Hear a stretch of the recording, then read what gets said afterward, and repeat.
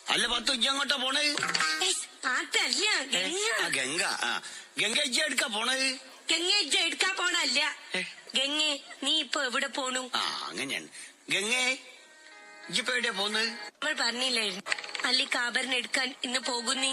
അതിലേക്ക് പോണ്ട. നമ്മൾ നകുലേട്ടനോട് പറഞ്ഞല്ലോ ആഭരണം എടുക്കാൻ നമ്മൾ ഇന്നും പോകുന്നേ. നകുലേട്ടനോ? ഞാൻ സുരേഷ് ഗോപി അല്ലേ? മൂച്ചക്കയ്യെ നകുലേനെന്ന് പറയണ സുരേഷ് ഗോപിന്റെ ആ പേരാണ്. നീ ഒന്നുകൂടി പറഞ്ഞോ. നിങ്ങൾ ചോദിക്കും ഒന്നുകൂടി. ഗംഗേ ഇജ്ജെടുക്കാ പോണേ? ഞാൻ അല്ലിക്ക് ആഭരണം എടുക്കാൻ ഇന്ന് പോവുകയാണ്. അതിനേക്ക് പോണ്ട. നമ്മൾ നകുലേട്ടനോട് പറഞ്ഞാണല്ലോ ഒന്ന് പോകുന്നേ. മാണ്ട പറഞ്ഞ മാണ്ട.